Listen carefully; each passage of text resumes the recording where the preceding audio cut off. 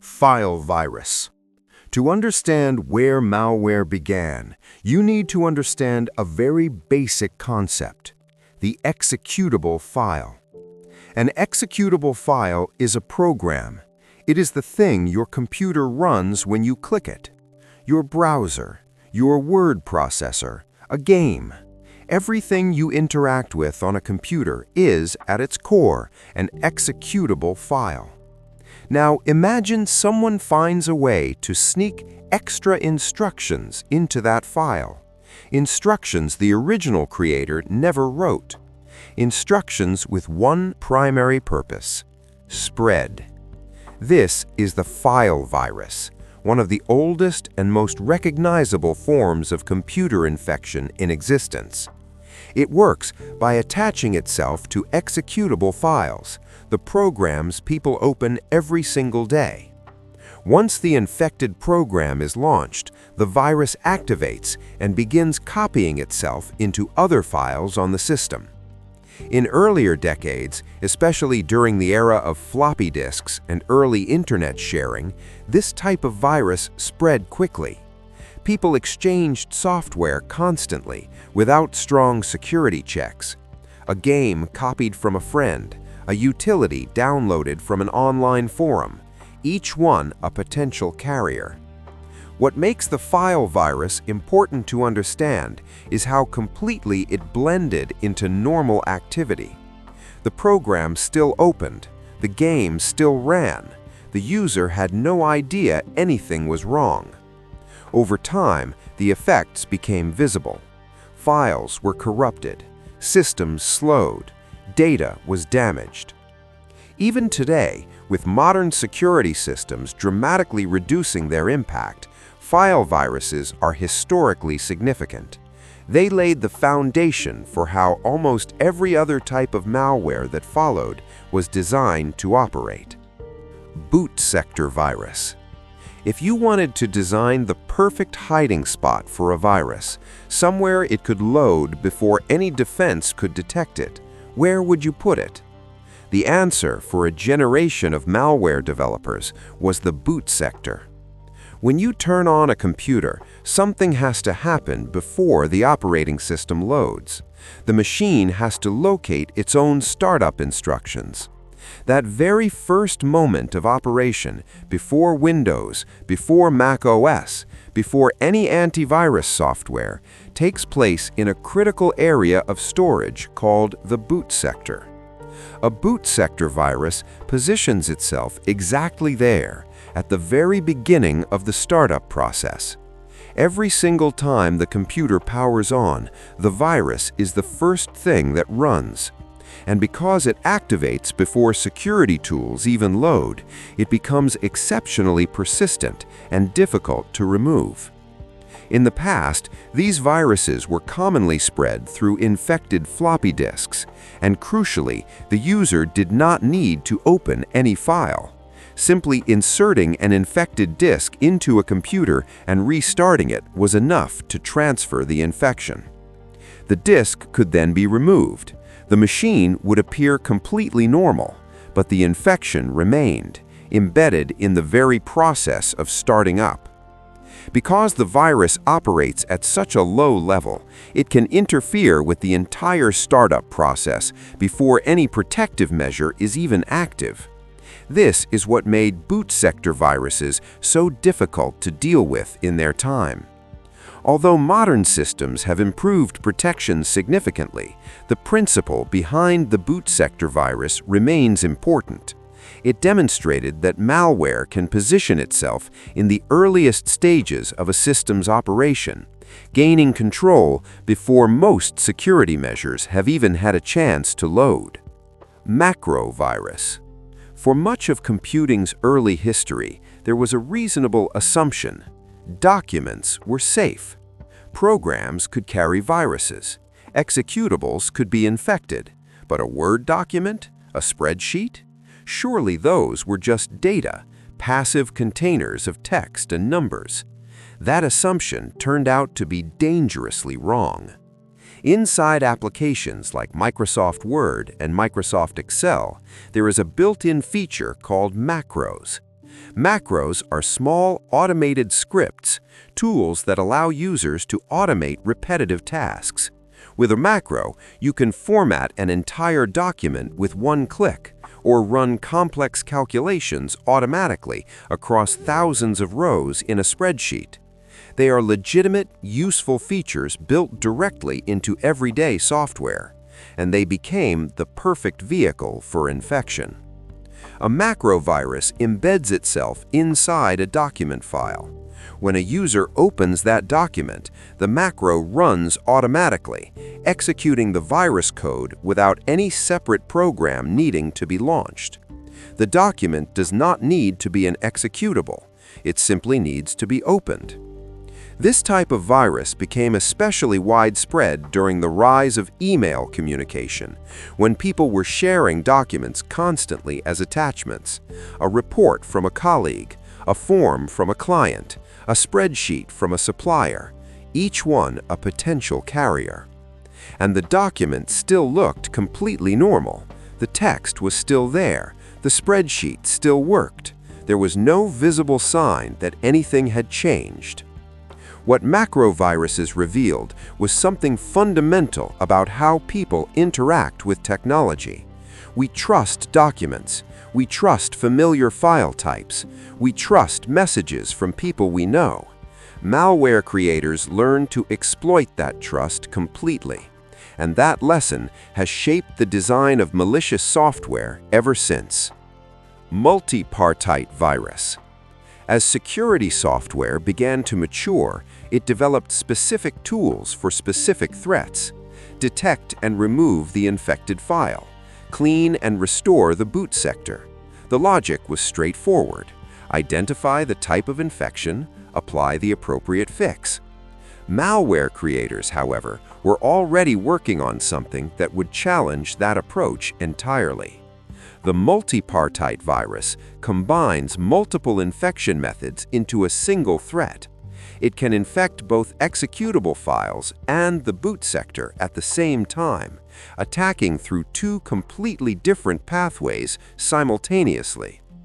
This dual approach created a significant problem for removal.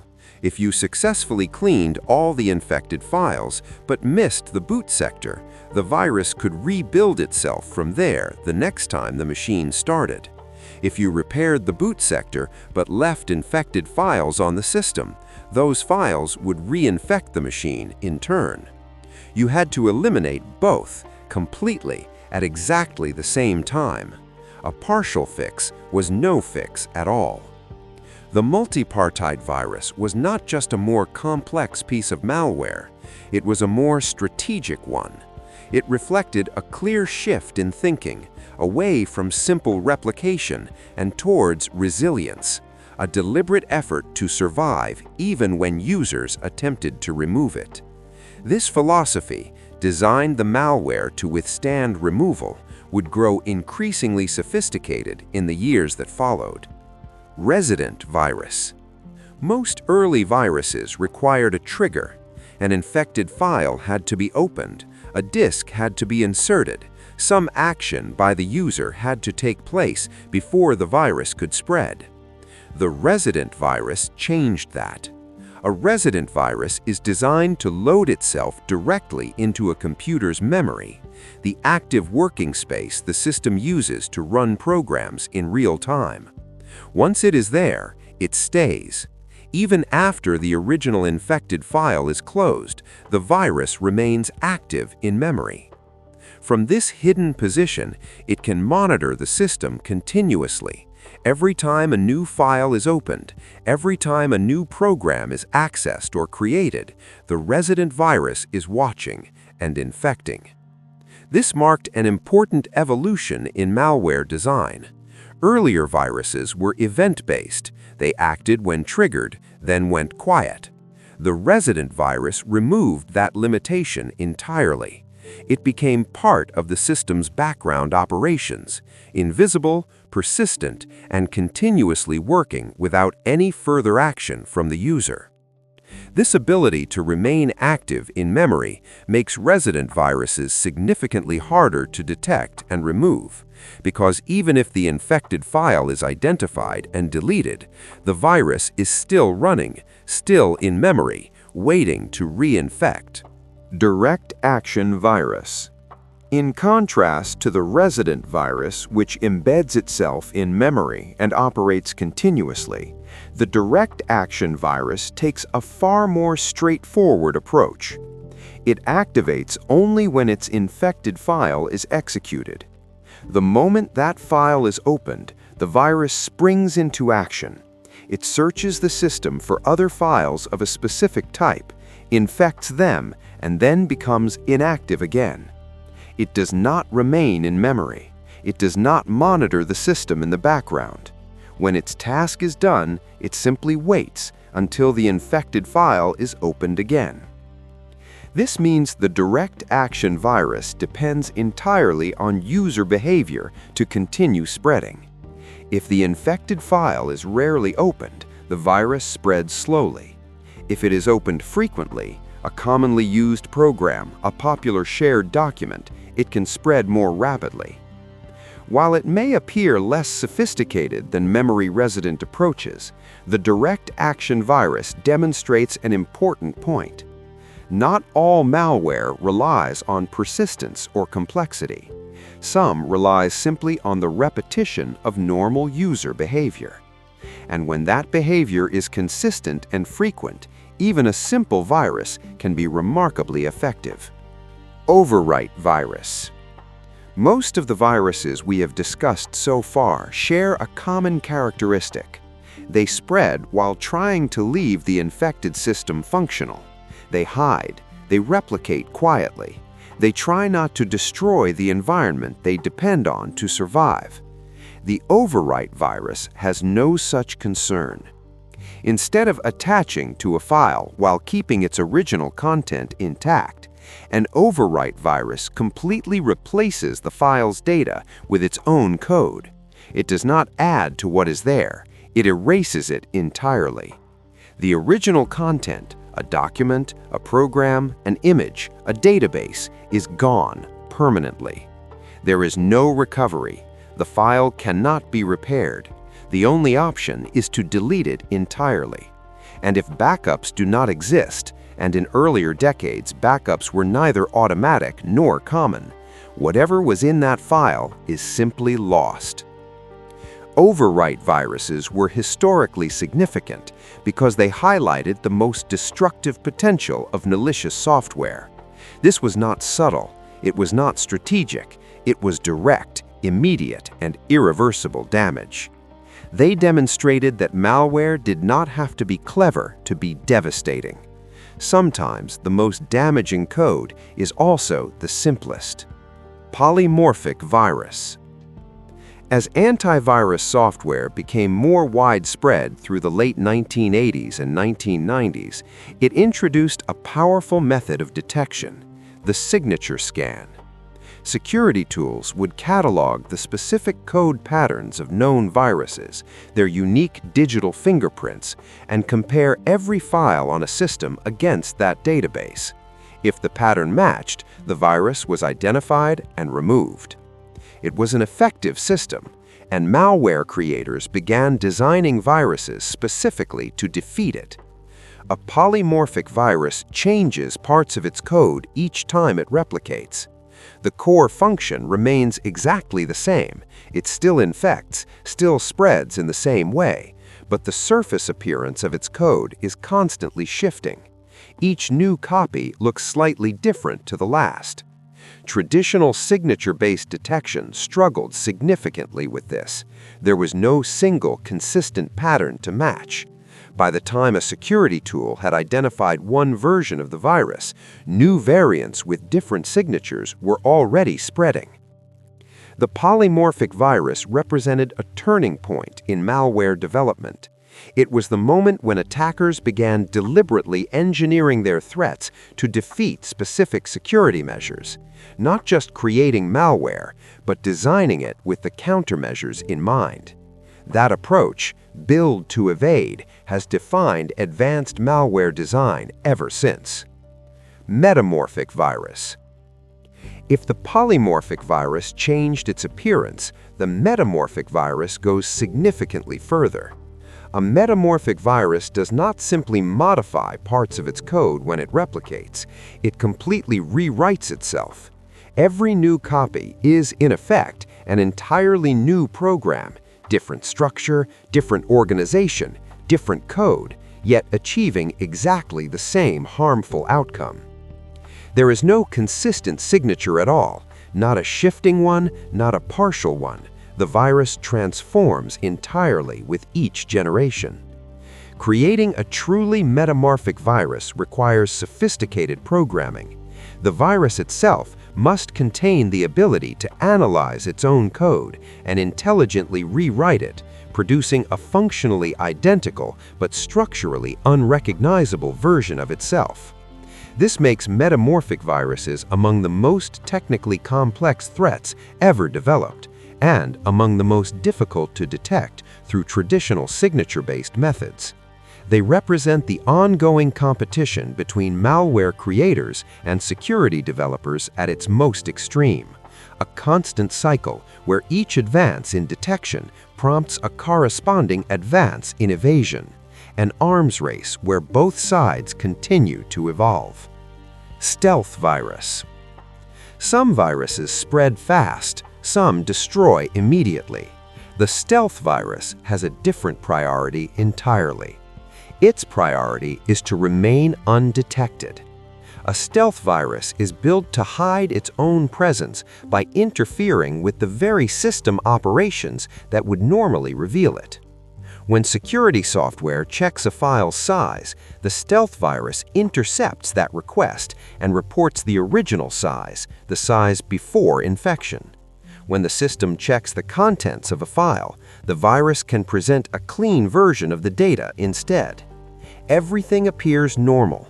All the checks come back clear. The file looks exactly as it should. This ability to conceal itself allows a stealth virus to remain active for extended periods, spreading and operating, while appearing to every security check to not exist at all. Stealth viruses emphasize deception over destruction. They are not trying to cause immediate damage. They are trying to persist, to buy time, to operate quietly for as long as possible before being discovered. That philosophy, prioritize invisibility over impact, became deeply embedded in the design of advanced malware for decades to come. Companion virus. Most of the viruses we have explored work by modifying existing files, attaching themselves to programs, overwriting data, hiding within documents. The companion virus takes a different approach. It does not modify the original file at all. Instead, it creates an entirely new file, one that mimics a legitimate program by sharing its name.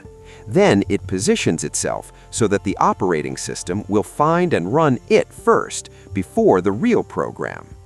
This works by exploiting how operating systems search for and prioritize files when executing programs. When you click to open a program, the system follows a specific search order. A companion virus places itself at a higher position in that order, so when you try to open the legitimate program, you actually run the virus instead. Often, the virus will then launch the real program afterward to avoid raising suspicion. Everything appears to work normally, but the virus has already executed. The companion virus is a subtle form of attack. It does not alter existing data. It does not modify code it is not supposed to touch. It simply positions itself strategically within normal system behavior and waits. It's another example of how the most effective malware often does not fight the system. It works with it. Network virus. For most of the early history of computer viruses, infection required physical proximity. A floppy disk passed between people, a shared computer in an office, a program copied from one machine to another by hand. Then, computers became connected to each other. A network virus spreads across connected systems rather than staying on a single device. It uses network connections to move from one computer to another, exploiting vulnerabilities in network configurations, weak security settings, or shared resources and drives. As local area networks became common in offices, schools, and organizations through the 1980s and 1990s, the potential reach of a network virus expanded dramatically. What had once been a contained, single-machine problem could now spread across an entire organization simultaneously. And as those networks eventually connected to the global internet, the scale increased further still. The network virus showed how infections could scale rapidly when systems are interconnected, affecting multiple users, multiple departments, and multiple locations at once. A single point of entry was now a potential gateway to everywhere that system touched. It was the moment when cybersecurity stopped being an individual problem and became an organizational one. Email virus. Networks allowed viruses to spread between connected machines, but email gave malware something even more powerful: direct access to individuals at massive scale, wrapped in a layer of personal trust. An email virus spreads through messages sent over email, most commonly as attachments or embedded links. It relies on the user opening the message and interacting with the infected content to activate. These viruses became especially common as email became the primary form of both professional and personal communication through the mid-1990s and 2000s. The I Love You virus of the year 2000, which spread as an email attachment, infected an estimated 45 million computers within just a few days, causing billions of dollars in damage worldwide. What made email viruses particularly effective was how they combined technical infection with something even more powerful: the exploitation of human psychology. The email appeared to come from someone the recipient knew. The subject line was urgent, curious, or emotionally compelling. The message encouraged action. Open this, click here, download this. This blending of technical methods with the manipulation of human behavior became the defining characteristic of email-based attacks, and it established a template for phishing, for social engineering, for deception at scale that remains one of the most common access vectors in cybersecurity to this day. Worm. Every type of malware we have examined so far, every virus, every email-borne threat, shares one common requirement. It needs something to attach to: a file, a boot sector, a document, an email, something to carry it from one place to another. A worm needs none of that. A worm is a self-replicating program that spreads across networks entirely on its own, without needing to attach itself to any file. It does not require a user to open anything. It exploits vulnerabilities in systems and networking protocols to move autonomously from machine to machine. The consequences of this distinction are enormous. A virus depends on human action. A worm does not. Remove the human bottleneck, and the speed of spread becomes extraordinary. Some of the most disruptive digital events in history were caused by worms. The Morris worm of 1988, widely considered the first major worm, infected thousands of computers across the early internet and caused significant disruption. The Blaster worm of 2003 exploited a Windows vulnerability to affect hundreds of thousands of systems globally. The WannaCry ransomware worm of 2017 spread to over 150 countries in days, crippling hospitals, businesses, and government agencies. Worms demonstrated more clearly than any other malware type how rapidly an infection can scale when it is no longer dependent on what any individual user chooses to do. Trojan horse. The name comes from one of the oldest stories in human history. The Greeks, unable to breach the walls of Troy by force, built a giant wooden horse and left it as an apparent gift. The Trojans brought it willingly inside their city walls. That night, soldiers concealed within emerged and opened the gates. A Trojan horse in computing works on exactly that same principle. It disguises itself as something legitimate and useful, a free program, a helpful utility, a popular game, a software update. The user installs it willingly because it appears to be exactly what it claims to be. Once inside the system, it reveals its true purpose. That purpose can take many forms. Some Trojans are built to steal data, passwords, banking credentials, personal files, business information. Others create a backdoor, a hidden channel through which an attacker can access and control the system remotely at any time. Others are designed to install additional malware, acting as the first stage in a much larger and more complex attack. Unlike viruses, a Trojan horse does not replicate itself. It relies entirely on the user to install it. And that reliance on human choice rather than technical exploitation is precisely what makes it so effective and so enduring. The principle has not changed in thousands of years. The most dangerous threat often arrives looking like a gift. Ransomware.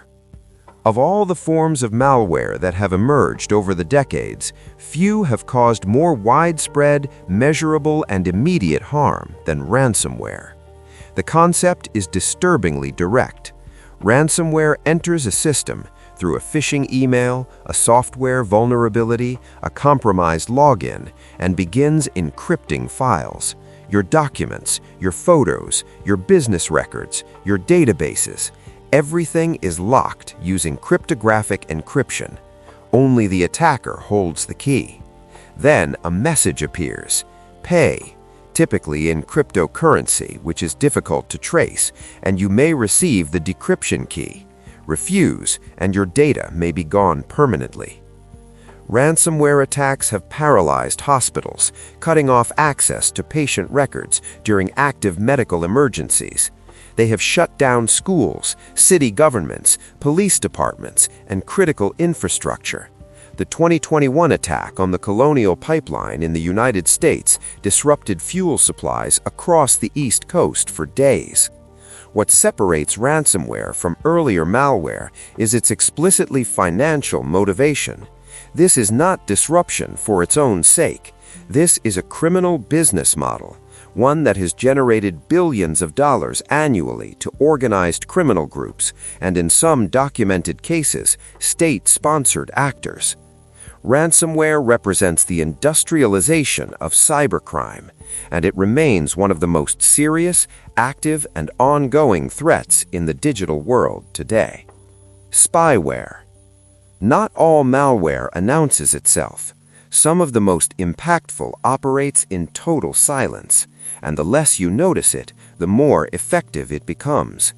Spyware is designed to monitor, to observe, to collect, without the user's knowledge. It may record every key pressed on the keyboard, capturing passwords, messages, and financial details. It may track browsing habits, building a detailed profile of a person's behavior and interests. It may take screenshots, capture webcam footage, or harvest stored credentials from browsers. All of this happens without any visible sign. The computer works as expected. Programs open normally. The spyware simply sits in the background, silently transmitting everything it collects to whoever controls it. Spyware has been used across a wide range of contexts, by criminals for identity theft and financial fraud, by companies for covert data harvesting, and by government intelligence agencies for surveillance of individuals and organizations. Unlike destructive malware, spyware focuses entirely on surveillance. Its power lies not in what it breaks, but in what it silently learns. Rootkit. We have come a long way from the file virus hiding on a floppy disk, and we end this documentary with what many security researchers consider the most technically sophisticated and dangerous form of malware ever developed: the rootkit. A rootkit is designed to gain deep administrative access to a system, access at the very core of the operating system, and then use that access to hide itself and everything around it completely. It embeds at such a fundamental level that it can control what the operating system reports about itself. It can hide files, making infected data invisible to file browsers. It can hide processes so that malicious programs do not appear in the task manager. It can conceal network connections, preventing security tools from seeing data being transmitted. If spyware is the spy, the rootkit is the infrastructure that makes the spy invisible. Removing a rootkit is extraordinarily difficult. Standard security software often cannot detect it because the rootkit controls the very reports that security software relies on. You no longer trust what the system tells you about itself. The only reliable solution is frequently to wipe the system entirely and rebuild from scratch. Rootkits represent one of the most persistent and complex threats in all of cybersecurity, and they are frequently used as part of advanced, long-term attacks where undetected access to a system is the ultimate goal.